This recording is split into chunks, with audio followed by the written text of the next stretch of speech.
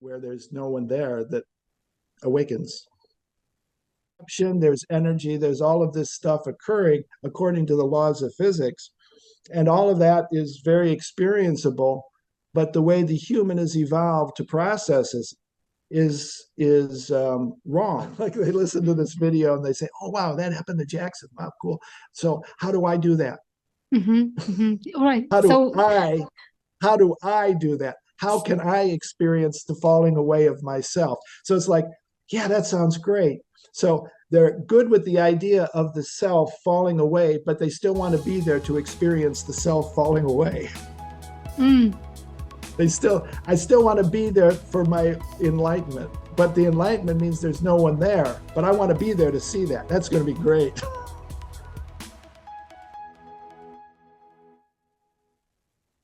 hello, Jackson. Hello. So How are great. you? I'm very good.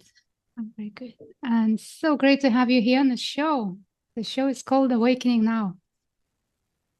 Wonderful. Glad to be here. Mm. So as you may guess from the name, it's about awakening. For people who are looking for awakening, who just awakened, and who is still struggling, and whoever else wants to listen to this. But Great. to start, I would like to ask your definition of awakening. What is awakening in your terms, in your understanding? Well, I think from my interactions with you and others years ago with Liberation Unleashed and the understanding of no self, this selfing sense of me falling away, actually, not theoretically, which was very outstanding. And of course, over many years, similar things appeared in consciousness similarly, where the sense of self, the sense of me fell away and there was no self, but nothing to the extreme to what I experienced when I was reading the Liberation Unleashed book. I don't know when that was, 6 or 7 years ago, where we were talking. And I was reading through the book, these case histories of all these different people. And of course, none of this was new to me. I've been involved with this since 1966 with Buddhism and no self and all of these kinds of things. But something really unusual happened. Whereas I'm reading through these case histories, I finished halfway through the book and listening, and I was being critical, thinking that, like, this person gets the theory of no self, and they're saying, "Yes, I get it now." And then the person would say, "Okay, you passed through the gate." And I go, "No, no, no." They understand what it's about, but it didn't actualize to where there was the cessation of the whole selfing mechanism within the brain and consciousness, to where it just stopped and there was just no self there, which would be like what I consider the Buddha's experience was with anatta, meaning no self. But suddenly he was in a state of consciousness where that karmic self, that sense of me, and all of the responsibilities associated with that me just dropped away. And for some reason, I don't know exactly why, and who knows exactly why he's talking about awakening. The way I would talk about this awakening would be when you're in a dream and you're being the self in the dream and a tiger is chasing you, and it might get a bit intense, and you suddenly wake up in bed and you awaken, and that sense of self that was the self in the dream vanishes, and all of its problems and issues with the tiger and all of the emotional states it was experiencing, all of that just goes poof and it's gone. And you're laying in bed and you go, "Oh my God, I'm so happy I awoke from that dream and of that self who was suffering so much." But what normally doesn't happen is that one then, the subconscious mind that was projecting the dream and the sense of self in the dream who was suffering, that subconscious mind ceases generating the dream and the self that was in the dream. But that subconscious mind immediately starts projecting a daytime self, your self you are in the daytime. And that's the same kind of self. It's no more substantial than the dream self because it's constructed from memory, identity, conditioning, and so forth, which is the same stuff that the dream self was constructed from, the dream consciousness of being someone in the dream. And there you are now laying in bed saying, oh, well, I'm glad I wasn't that one in the dream. I'm really glad I'm me. But that me is no more real than the dreamed me. Both are projections of this subconscious process, which I consider the default mode mechanisms in the brain, default mode network. And that when that default mode network or aspects of the subconscious mind cease generating that sense of self, that's kind of like the awakening. But no one awakens. The one who was going to awaken, or even a person who's sitting in there meditating and they want to awaken, they want to achieve enlightenment, there can be some kind of miraculous situation which occurs where suddenly the self drops away, like it's happened here multiple times. And that when that self drops away, there's no one there who awoken. The one who would have awoken is no longer there. So there's this consciousness without a center. There's this consciousness without a self. And one can't say, I awoke, because if you did, that would be that self that's being generated again. And that very often is the afterthought, the experience of when the self drops away. There's no one there. There's just this pure space of clarity and openness in your heart chakra and the throat chakra, particularly here. And there's just what is, whatever that may be. And it's not centralized into a me being a perceiver of reality. There's just what's happening without a center. And all of the concerns about will I die, what will happen, all of that's gone because the one that applied to is no longer there, just like the self in the dream is no longer there and all of its concerns are gone. It's the same. Mm-hmm. So to say awakening, that's really not correct in this ultimate sense because the cessation of the selfing, the disappearance of the self, leaves no one there to have awoken.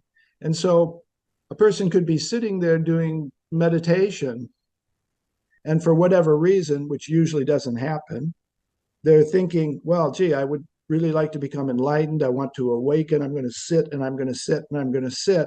But because there's this me trying to awaken, they never get out of the loop of the me. And so there's no falling away of the self. So I can't call it awakening because no entity actually woke up. It just vanished. It ceased being produced. And the way I really relate to this is like in deep dreamless sleep. Mm-hmm. There's no self in deep dreamless sleep. There's no trace of your problems. There's no trace of you being there in deep sleep.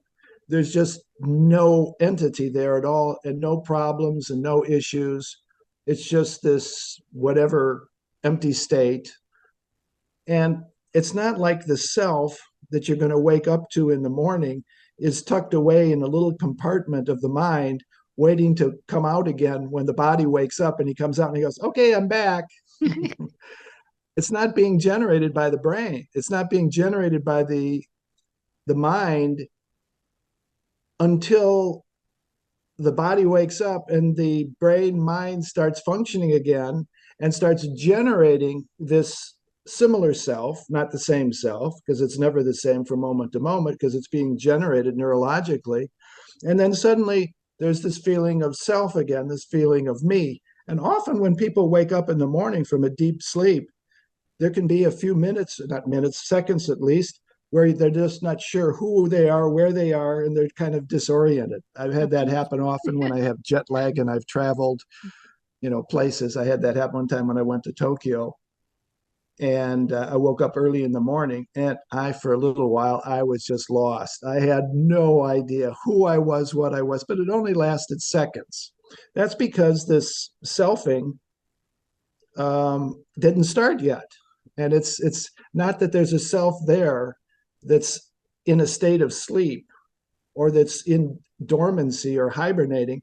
There isn't one because it's not being generated yet. It's a generated active process of the subconscious, which I call brain, and mind, which has generated this sense of self.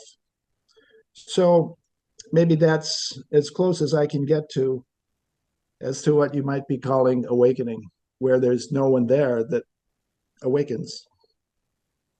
Wonderful. Yeah.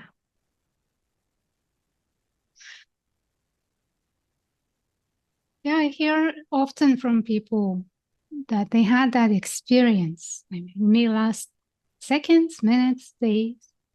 Like they say, oh, everything was fine. There were no problems. Everything was just happening. And then it ended. Well, the default mode, the mechanisms, the default, meaning that that mechanism in human DNA that supports the software of the biocomputer brain evolved over hundreds of thousands of perhaps millions of years. And as the prefrontal lobes of the brain started to develop with these executive functions of more higher reasoning abilities, it seemed that they this needed another layer, another loop of control to control our actions, our relationships in the social environment. And so there evolved a kind of captain of the ship. And Mhm. he's the one controlling, should I do this, should I not do this, kind of like a super ego, to where it's the last call of control before one engages in an action that might be inappropriate. And so, and then also to kind of steer this new supercomputer aspect of these executive functions, there evolved those who became more self-centered and which could really assist their survival because they're really concerned about me and mine. And there's a protective kind of animalistic level of ego that the others that didn't have that sort of me concern, they got eaten. They died off.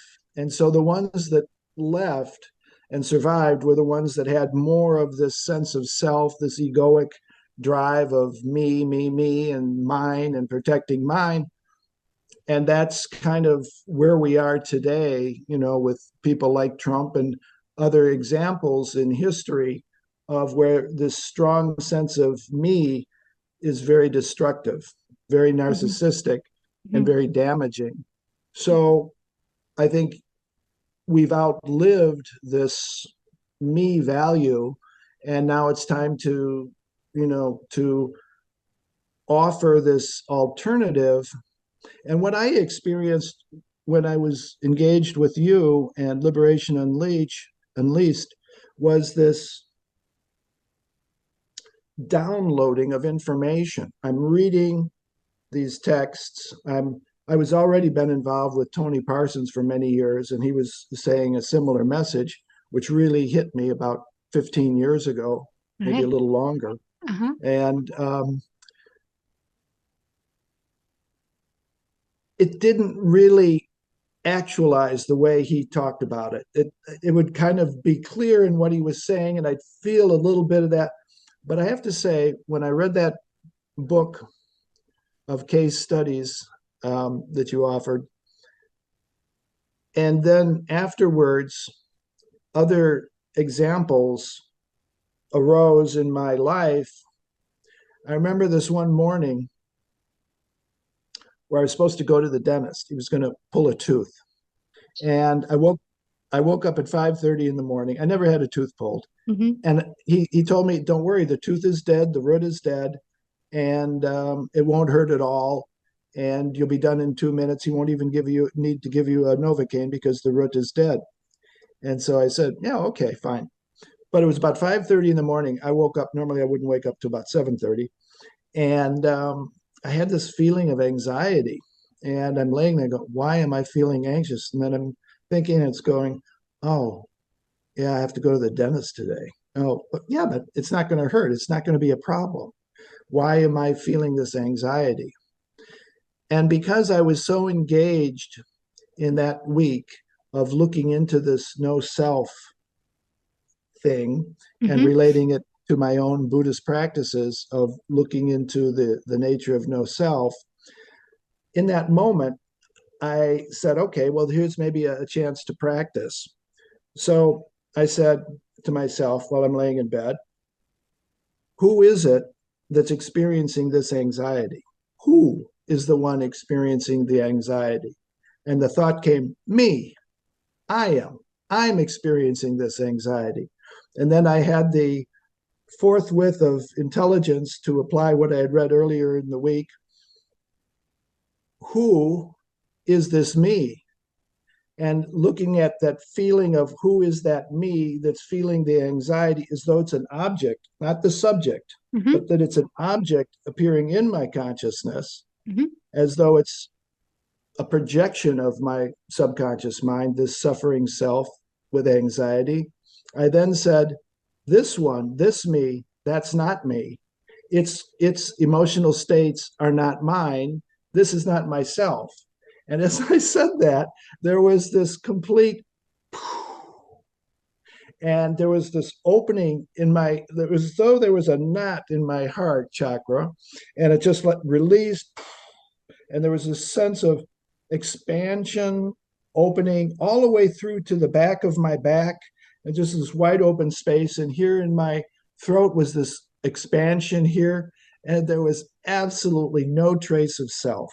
There was just pure consciousness, open, expansive, and the knot. It was like a knot of prana in the heart, and it was the sense that it's that tying together of the feeling of I am, the feeling of me was everything was contracted around that. It's all about me and my suffering and my so forth. That just released. And it was like a release of so much prana and energy. It was like anything. I never had any experience like that before. And, but that was it. That was the big one. And then there were other ones since then. But because the human organism has evolved this over millions of years, that me structuring doesn't go away easily because it's so associated with survival. Mm-hmm. And it's not going to just give up that easily. But what happens is the organism begins to catch on in the brain that you will survive better without that sense of me. Mm-hmm. The organism will survive better because it'll be more in harmony with its environment and its social situations. And it then doesn't give this me selfing quality the same emphasis as it did before because it's now seen that there is no me there. The biocomputer has seen that. And it's kind of like a person in India walking around at night might see a coiled rope on the ground and he thinks it's a cobra or a snake. And he has this feeling, oh my God, that's a snake. And he feels fear and he feels adrenaline. And somebody comes by with a lamp walking down the street and they go, what are you doing? And he goes, well, careful, careful, the cobra. And because of the light, he sees it's just a coiled rope. And instantly, the mind that's thinking snake, snake, snake stops going snake, snake, snake. And the adrenaline levels go back to normal. The blood pressure goes back to normal. The heartbeat goes back to normal. And the mind now knows that coiled rope is not a snake. And so, likewise, taking that example, the mind corrected itself when it saw the Mm-hmm. actual situation. Mm-hmm. He didn't have to say to himself, oh, now I have to tell myself it's not a snake. No, it's automatic. The Right. light's there, it's seeing that it's a rope, it's automatic. The brain does it all for you. You don't have to, you don't have to coach it into doing it. It sees it and it corrects the error. Mm-hmm. Likewise, when the mind, given the right situation, sees that this notion of me, this notion of self, which is being superimposed upon the body and the mind and its processes, and that self, just like the snake, is a subconscious projection, an error, a Mhm, mistake, mhm. that's being superimposed upon the body as though there's a me, and I'm the me, and that's the body, and that's the mind. And it sees that that's no more real than the snake was being superimposed upon the snake. And Right. that's suddenly it ceases producing that mistake. So you get an evolution of less and less of this default mechanism of contracting into this feeling of me. And even Tony Parsons, I think it was a video about 2 years ago, 3 years ago, I was listening to a fairly recent one he did.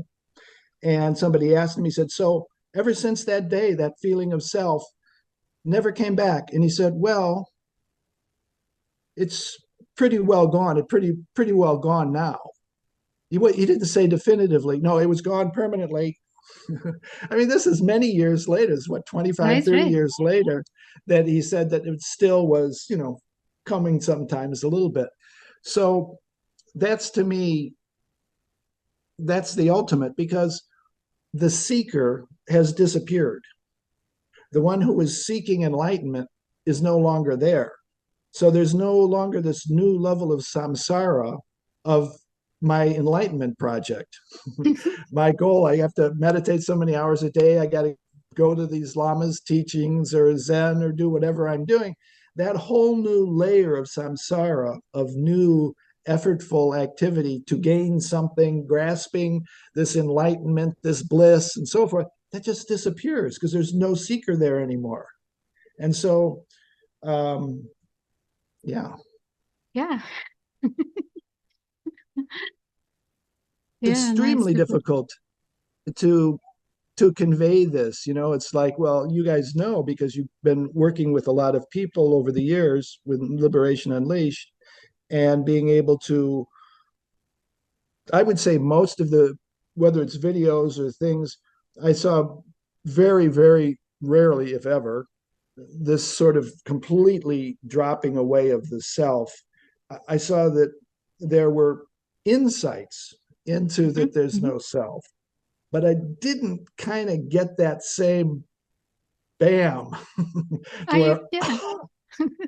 that I didn't see happen too often. So it's rare. Yeah, it's extremely rare. And in my experience over these years, I never seen that.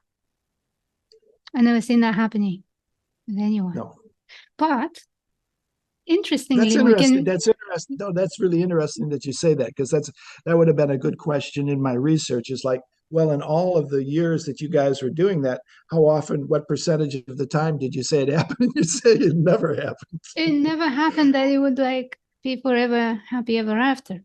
That kind of way. Yeah, Yes, there is a honeymoon. Yes, there is an opening. And it may last a day, a week, a month, a year, but then there is coming back to that um, default network to entangle it, to undo it, to unbuild it, yeah, the self deconstruct. Like, yeah. yes, it's obviously there's nobody here doing anything, it's all happening, but that still has to happen. And yes, we can read these books about these yogis or Indian masters that they had this sudden realization and all the suffering has ceased forever. Maybe one in a billion, but now a everyday seeker now is wanting that, is waiting Well, for and that. that's right. And the other question, though, is, and this is became more of an issue at that time, was when they would have a discussion, whatever the lamas or the masters or the teachers would say, and they say, and when my enlightenment occurred, what I realized, and blah blah blah. I said, man, it's all bullshit. That's not it. It's a dropping away of that one who would be talking about enlightenment, Yes. or my realizations, or my blah blah blah, my me, my students, my teachings, my Yeah, my nothing. That's the new yeah, one. exactly. But what I found very helpful, at least here and in sharing, is this other aspect in Buddhism where this realization, it's not really a realization, it's a cessation, a Mhm. stopping of, a ceasing of this selfing activity in the brain. When that ceases in the default mode network, um, is no longer actively producing that self. That we would say in Buddhism is the realizing the empty nature of the subjective self. There's the other side. So there's what's called twofold emptiness. The first Mm-hmm. fold is regarding oneself. There's no self there. You can't find it. Is the empty nature of everything else, meaning that it doesn't have an ontological or reified solid essence to it, and that you find everything is interdependent, everything is relational. All of these things that look like individual objects and so forth are composed of parts, and those parts are composed of parts. And like mistaking the rope for a snake, you could then say, well, what's the rope composed of? And you find it's composed of fine threads that are wound together tightly. And you say, well, what are those fine threads combined of? And you find those are of certain kinds of cellulose. And then you go further down, well, those are molecules, proteins. Then you go down and down and down and down. And you find out that's true for everything. Right. Everything is just composed of parts. There's no things there that have independent ontological objective existence, which is independent from everything else. It's all one network of webbed interdependencies and interrelationships. When that starts to become clear also in the Mm-hmm. brain, in the mind, that these things that you've been reifying, like those things, myself, that person, this, that's just how the human brain is taking perceptions and turning them into things, turning verbs, processes into nouns, Mm-hmm. Mm-hmm. into specific things. And it's seen that that's also how the human brain evolved to do that, to take a perception. Is that a friend or is that an enemy? Is that something to eat or is that something to mate with? And it's like turning all of these things into objects and so forth, Right. as well as one's own self. And Mm-hmm. when one sees this Buddhist teaching called the emptiness teachings, emptiness of self and emptiness of that, it gives another further deeper level of downloaded insight into the default mode network, to where it starts to ease off on objectification of that this is a real thing here. It's not that it's not real or that it's imaginary. It's what you consider and superimpose it with, these ideas of it's a solid thing and I hope it stays here forever and it's mine and it belongs to me. All of that solidification is just evolved ways the human brain has evolved to relate to its world, turning perceptions, very fluid perceptions coming through the five sensory organs, and turning them into things. like watching a movie and having a postcard. Yeah, It's a exactly. movie. It's not. It's just a postcard. It's just a snapshot. Exactly. So, and again, Snapshot. it's not nihilistic in saying that there's nothing there, but it's not what your mind is saying is there. Yes. There's perception, there's energy, there's all of this stuff occurring according to the laws of physics. And all of that is very experienceable. But the way the human has evolved to process is wrong. So we need to change the language. Exactly. Ultimately. I had exactly, but it goes to the next step beyond that as well. I had an interesting insight yesterday. I was doing an interview yesterday, and epigenetics, I don't know if you're familiar with it, but it's how psychological situations can become changing your genetics. Right. In your sperm and ovum actually are changed to where that information goes on to the next generation and can go on to the next generation.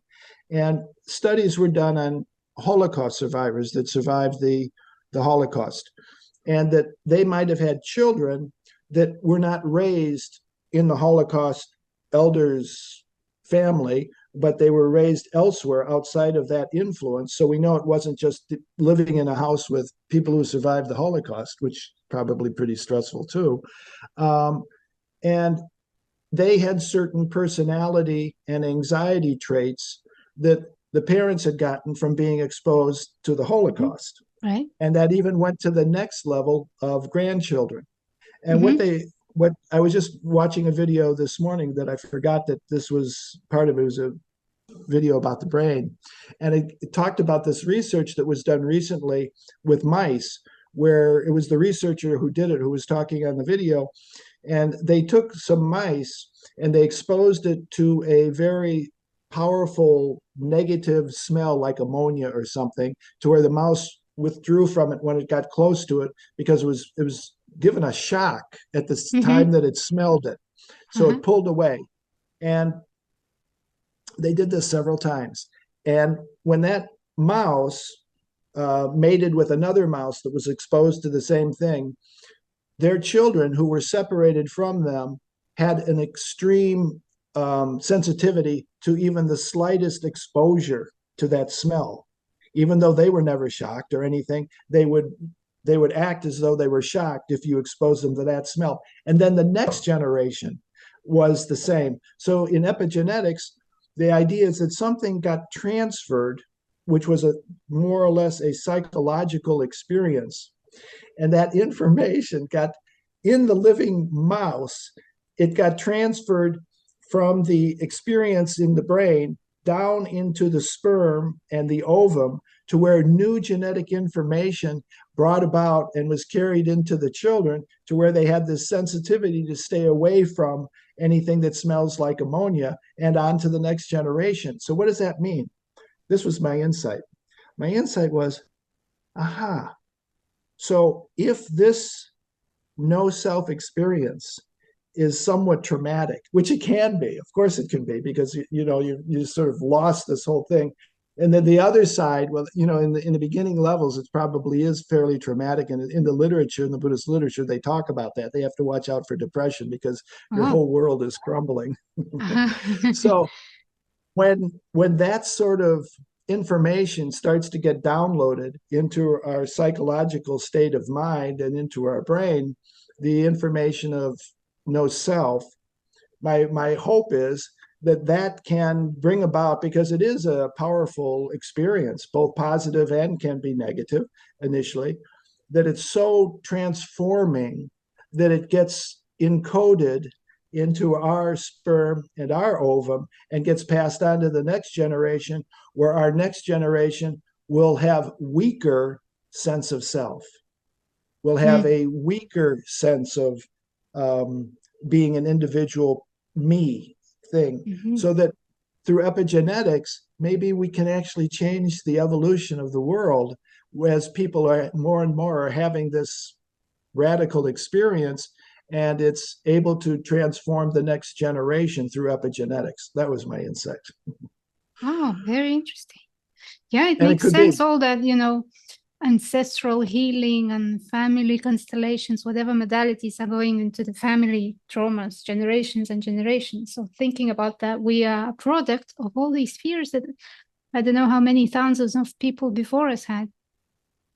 yeah. And it's like, it's this strong sense of me and self. It's outlived its usefulness. Mm, It was very useful in the jungle and in dog eat dog world and early tribal situations, to where it kept you more alive because you were more alert to protect yourself and to protect your own.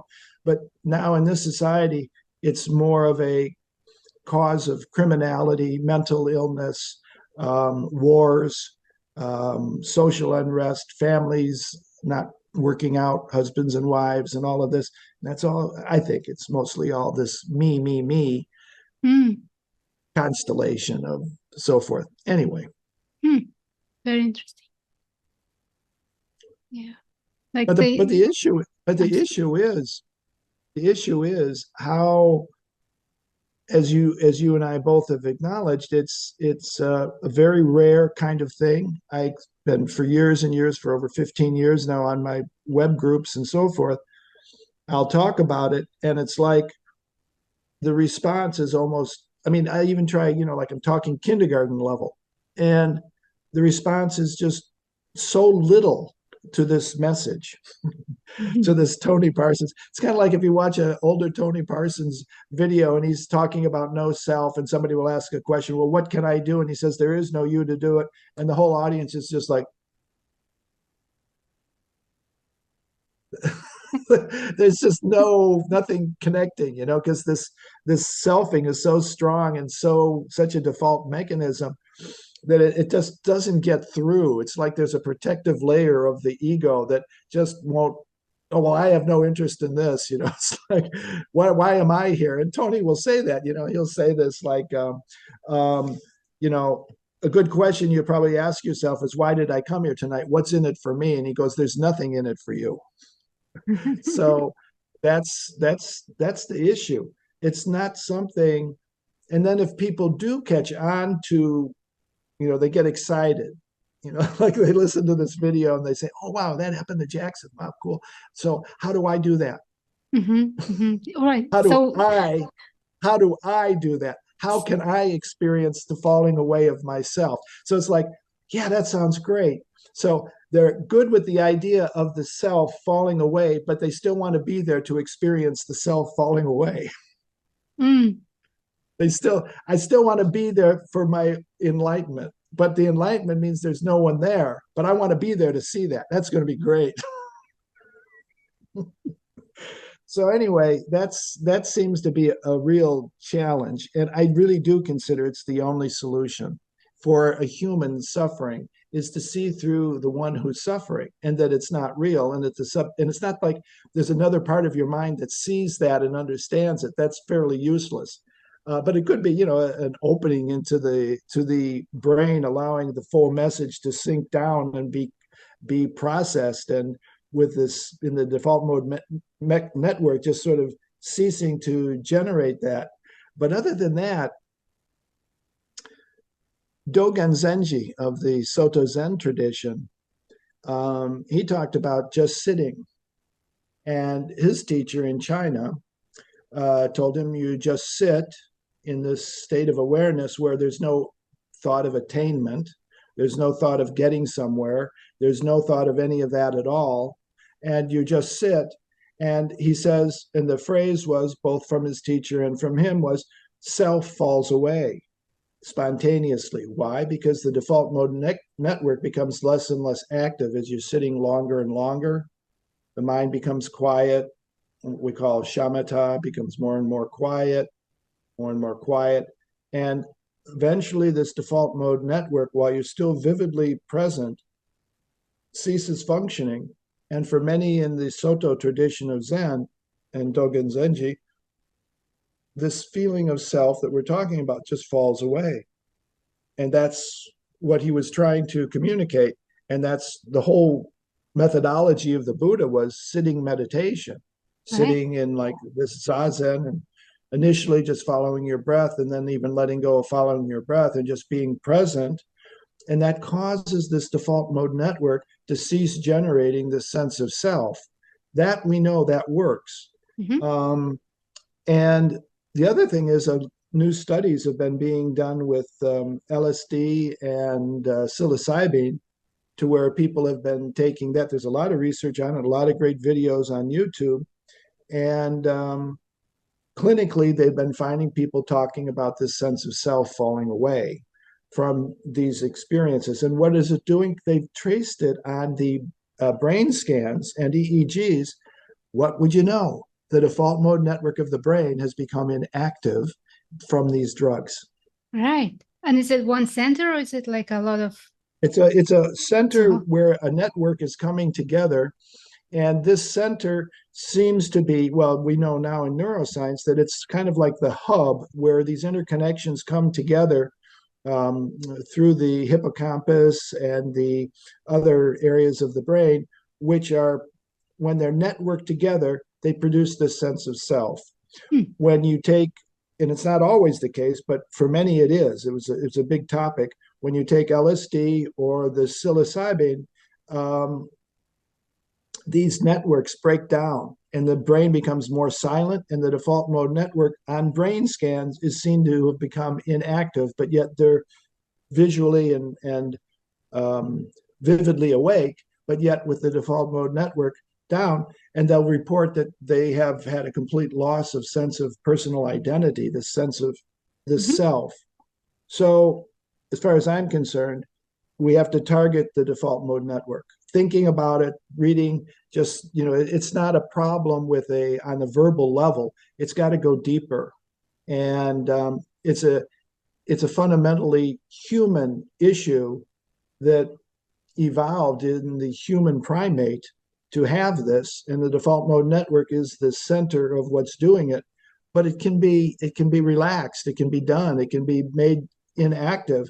And as the brain, this is the beautiful part of it, as the brain gets used to this, because there's not this stress and this fear and all of this anxiety all the time, the brain functions better. You function better in life as an organism, as a bioorganism, and the brain goes, let's go with this. And it does. It doesn't fight it. Where in the beginning it fights. It says, "What are you doing? What are you doing? Destroying me?" But when I don't want when to the die. default, that's right. And when the default mode network starts to become quiet and still, and that self falls away, not Right. just a quiet default mode network, but that it comes to the point to where the self falls away, then the brain is happier Hmm. without generating that. And then it self corrects and doesn't Right. create the thought of snake on the rope anymore. And it doesn't create the sense of self as being a real entity, Hmm. as you experience in your dreams at night. And when you wake up in the morning, where it's always first thing you get this pump of me. Oh, I got to jump in I have to jump in the shower and get ready. Oh, I'm late. I'm late for work, or whatever it may be. That just is eased out. It's more like the traditional notion of the Taoist master who's just in harmony with nature. Nature's good enough. It doesn't Right. require this psycho narcissistic inner self being generated by the brain. So the whole work is how to quieten that brain enough, how to quieten that noise, Yeah, all it's the the default mode tensions. network. Yeah. It's got to be.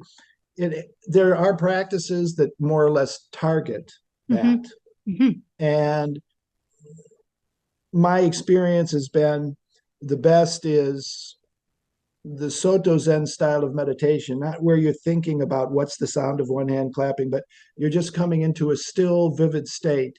I used to, in Colorado, I would sit there I was doing a lot of meditation in the 1970s, Soto Zen style. And I would be sitting in my house and I would be doing a lot of meditation. And usually it took about 2 hours of sitting for a one sitting of 2 hours straight.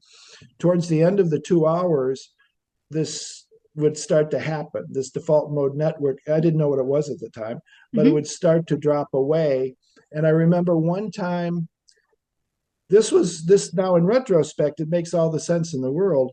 I was sitting there doing this meditation. I was somewhere between 2 and 3 hours just sitting, not having taken a break or anything. And I noticed the incense stick had burnt out, but I didn't notice it as a conscious thing. I was looking there and the incense stick had stopped burning. My hand reached up, reached over to the box where the incense sticks were, lit it in the candle that was burning, and put it in the holder. And then the hand came back, and I didn't do that. I didn't do that. That was the most extraordinary experience. I said, oh my God, who did that? There was no, I didn't recognize there was no self there, but yet Huh? function was functioning without the self. There was no me as a conscious person saying, oh, I should light an incense stick now. No, it just, the hand went up, the next incense stick, put it in the candle, put it in the holder. Then the hand came back, and I go, what the fuck was that? But that's It how it moves. is. That's how it is. There was no self there in that moment. Mhm. And during that moment, there was no noticing, oh my God, what's going on? It wasn't that. It was just that happening with no self there. So it can be like that too. I remember around the same time, no, it wasn't the same time. It was actually several years later. I was shaving. I had to shave in the morning. I'm looking in the mirror. I think I had been meditating. And I looked in the mirror and I started shaving. My hand shaved my face and I wasn't doing it. It just did it. And it's like, yeah, all right. Nice. I wrote in my book the story of a Zen master who was teaching Ugen Harrigal in the 1930s in Japan, and it was his book, The Art of Zen Archery. And I quoted a quote from it where the master was saying that he was teaching him how to shoot the bow in the Zen style of Kyudo, and the master said, "Don't let go. Don't you let go. Let it go. When it goes, let it go. Don't you let it go. Don't Mhm, you mhm, aim. Let it do it." And so, after years of just practicing and shooting into a straw thing, the master one night said to him, he said, "All right, come here." It was in the dark, it was the night. He said, and they had the practice range kind of thing where he was maybe 50 yards out. It was pretty far away. And he said, "I want you to take this little candle thing and put it halfway between here and where the target is." And he did. And so the master then reached back into his thing, took an arrow, and he let it go into the darkness. You couldn't see anything, he said. It was pitch black. And he let the arrow go. And then he took another arrow, and then he let it go. So Yugen said he went down to the target. The master said, "Go down and retrieve the arrows and let's see what we have." He said the first arrow was square in the middle of the target, mhm. and the second arrow was split down the middle of the first arrow. Right. And so the master was saying to him, the secret of all of this, whether it's Zen or any of these things, is you don't do it, you let it do it. You have to be out of the way and then let it do it. That's what lit that incense stick. That was it. And Mhm, so that was the function. mhm. Everything functions so much better when there's no self there doing it. So Yes. Yeah. Yeah, that's beautiful. And I can say from experience that yes, that's true. indeed. Mm. Because So there's a way. when that narrator in the head kicks in and starts telling how and what should be done, that's it. You lost it. You Yeah. come back to like, okay, this is happening. It's all happening. It's all happening on its own by itself. Just the laws of nature playing out. Nature Yeah, is and see, that's happening. the most beautiful thing. I was watching a show on I don't know if it was HBO or Max, one of those, but it was one of those nature ones where they show Mm-hmm. the insects, the world of Mm-hmm. the insects close up. Oh my God, all that takes place, the little plants and the relationship to these different insects and their mating rituals and their different colors having different meanings, in the Amazon and other parts of the world, and these incredible insects you've never seen before and what they're doing. And what's so amazing, it's like all of that's happening and nobody's doing it. It's just nature happening It's in that nature. way. I remember I was giving a retreat in South Africa, and I just had this insight of the same mode of what we're talking about. Nature is just happening. And I said, what's interesting is you could take a bowl and put some bread in it and put it up in the cupboard and close the cupboard. 2 weeks later, come back and it'll be all this blue and green mold all Mm-hmm. there. And nobody did that. It just happened. There was a couple of mold spores somewhere and they grew and they did this. And it's like, now if you take the planet Earth and you see the planet Earth occurred in the universe, and if you just leave it there long enough, we, like the mold, we just grow out of the ground, like the trees, the plants, the animals, humans. It all, just give it enough time, like the bowl in the cupboard. All right. Give the planet enough time in the right situation, so much distance from the sun, and you'll get all of this because it all just happens. It's the most amazing thing. It all Yes. just happens, and nobody's doing it. Nobody's doing anything in here. Just like the outer weather, the inner weather, your thoughts. Nobody's doing thoughts. Nobody's doing thinking. Nobody's doing emotional responses. Nobody's making decisions. all of this is just happening, and it's all part of everything that's just happening. It's incredibly beautiful, isn't it? It's amazing. It's amazing to see that and relax into it. Yeah.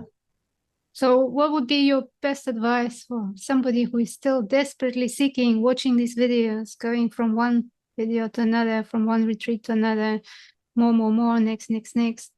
Give me awakening. Um, Watch this video a few more times. Okay. No, it's like, it's like the perfect video. What that I'm looking for the perfect video to be able to share with people. What's the perfect video? Like there's one that Rupert Spira did that I was going to share again today. It's like, it's like talking to a wall. Sometimes I've got 50,000 people literally in my groups, all added together. And I'll send out, this video. And this one, I'm not a fan of Rupert Spira. I have a lot of problems with a lot of things he says, but he's got some really good videos. Okay. And he's got this one short one on no responsibility. A person in the audience asks him, am I responsible for this and this? He goes, no, what are you responsible for? And the person, he says, think of all of the chemical processes that are taking place in your body. How many do you think there are? And the guy says, oh, thousands. He goes, thousands? No, there's billions and billions taking place in the body and so forth. And how many do you think you are controlling? And he goes, oh, I don't know, maybe one or two. And he goes, no. He goes, maybe nothing, maybe none. He goes, well, at least most people think they're controlling their thoughts, right? Mm-hmm. And if you're controlling your thoughts, and let's say your wife ran away with the neighbor, and wouldn't you just think, hey, that's okay, instead of thinking, oh my God, this is horrible, this is terrible? Because if you control your thoughts, wouldn't you rather just say, hey, that's fine with me? And so he goes on like this, saying and pointing out very clearly that we don't control our thoughts at all. There's no one in here, he says, controlling anything. It's just what's happening. Mm-hmm. And that video is a really good one about this responsibility, where people think, what I've done is shameful, and I feel blame and blaming other people, like there's someone in there that's controlling it. It's like it's like there's a tornado, or there's earthquake, and people are angry at nature, like nature did this. It's like it's an entity. Or in the old days, where people instill in primitive societies, they think that there's rain gods that are making it rain, and they'll do these rituals and so forth to make it rain. Or they believe that it's the deities fighting up in heaven that are causing the thunder and the lightning and so forth. But once there's this notion of how this is just the natural occurrence of how the universe works, and how the energies of the universe work perfectly well, and it's all self-organizing, nobody's doing it, you get this completely other perspective, which allows this no self to be there, because there's no necessity for there to be a controller other than what's already happening, because it's already happening without the sense of there being a controller. I mean, our bodies, which have evolved over millions and millions of years from smaller mammals, and even, from the various monkeys and so forth, very small portion of that had some sense of there being a controller in here. That's probably the last 500,000 years of all of those millions of years of evolution. Suddenly there's this sense of being me, a controller that's being generated by the brain. Just think of all of the time, all of the evolutionary steps that have taken place. Did you know that small fetuses of babies, at a certain stage of their development, they have little slits here, fish gills? They have, Really? fish, they have these Oh, okay. gills. Uh-huh. Human babies at the very early stages will have gills, Oh, wow. which is from our history of being originally fish, Huh. meaning millions and millions and millions of years ago. And we can find these, that's genetically true. And we can find a lot of these things which are, it's kind of like you're here and you think, oh, well, the body, it's just here. And, ignoring its history and how these bodies evolved and came through this very long cycle and so forth. And like it's all working perfectly well without you, without a sense of self there. And it's so strange for people to try to see that the one that they think they are isn't, that it's imaginary. And it's like they have to watch this video. You're doing a great job. That's why I will be using this video a lot and sharing it. Thank you. Thank you. And how can people find you? Just for the end of it. How can people find Well, you if they I'm want to on talk? Facebook, Jackson Peterson, and my website of wayoflight.net, Wonderful. all one word, wayoflight.net, and my book, The Natural Bliss of Being, available at Amazon. And that is extremely helpful because it's filled with exercises and I read to that see book. all of it. It was very interesting. Yes, and I found it helpful as well. Beautiful. Good, good. Yeah, So, mind opening, definitely. good. Well, it's such a pleasure to have you here, Jackson. Thank you so much. Well, it's a pleasure to be here. Thank you so much. You were very instrumental in opening up a lot of this no self stuff seriously. And you and I have had these communications for years. And I always, even this week, I mentioned twice on my posts for people to visit Liberation Unleashed, and that I tell them the same story again and Mhm. again. But a lot of people, they don't take it seriously, so to speak. I mean, it does take a certain degree of investment, but I think that has to be arising naturally. It's not like the person can force themselves to do that as though there's someone there that could do that. Yeah, it's natural evolution. Next step, human Exactly. 2.0, or I don't know, That's well. That's my 2024.3. that's my epigenetics. Mhm. That's this age of Aquarius, that perhaps there is an evolution as there's more and more. And I personally think that the pharmaceutical aspect will get more and more refined to where people will and I don't know if it's 20 years or 30 years or 10 years, but now with this micro dosing, people aren't getting high, but they're getting this Mhm. clarity, Mhm. this sense of loss of self with very low dosages of these. I'm not a fan of that, but even the Dalai Lama was asked at a conference, which I heard, and they were asked, well, what do you think about the idea if you could just take a pill and have enlightenment in that moment? And Dalai Lama pauses and he goes, wouldn't that be wonderful? I'd like that. For sure. Yes. So because now we've pinpointed this default mode network, and the pharmaceuticals like psilocybin and Mhm. LSD can be refined more and more, so there's less of any kind of other extraneous high aspects or Mhm. Mhm. hallucinatory aspects, to where it just narrows down on this default mode network aspect of creating the networking of which is producing the selfing. This could really become a wave of change of humanity. I mean, really, I'm not exaggerating. I really do think it, and more countries are allowing this research. It got cut Wow. off at the Timothy Leary time in the 1960s, and it got all made illegal where LSD was not against the law. Uh-huh. And now it's being more and more legalized, not only for research, but for personal use.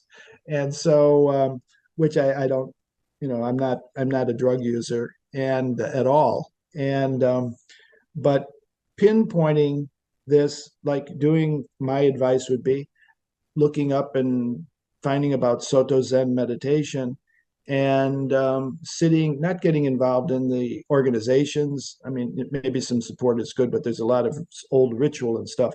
But the real core is the sitting. And I Mhm. found sitting between working your way up, sitting Mhm. to about 1 to 2 hours, if you can get yourself where you can comfortably sit, even in a chair, but it's the Mhm. state of mind. And it becomes more and more quiet, more peaceful, more clear. And then you can get this kind of falling away of this sense of self. And then you're, and in the ball game, so to speak, or out of the ball game, out of the ball game. Yes. Thank you. Thank you. Thank you for the opportunity to have an opportunity to speak with you. It's wonderful. And I may speak with you again. Okay. Take care. Thank you very much. And thank you everyone for watching. It was great to have you here. Till next time. Bye. Bye.